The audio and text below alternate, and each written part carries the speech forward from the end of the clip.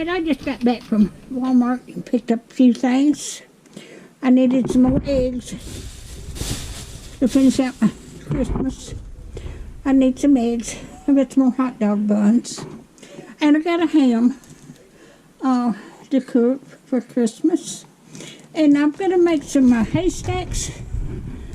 So I needed the noodles.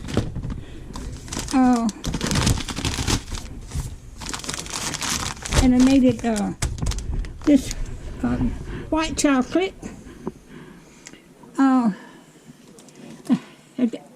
I said, I got mayonnaise. And I've got peanuts that goes in this too. And I've got my Coca-Cola to cook my ham in. I always cook my ham in Coca-Cola. Okay, and I need a gallon of milk. And then I'm going to make a coconut cake for Christmas also. So, if you like my videos, just like, share, and subscribe, and hit that little bell when you want to be notified when I got another video coming out. Thank you so much. Y'all have a Merry Christmas. But that's what I got. I didn't have too big a haul. But y'all have a Merry Christmas. Thank you.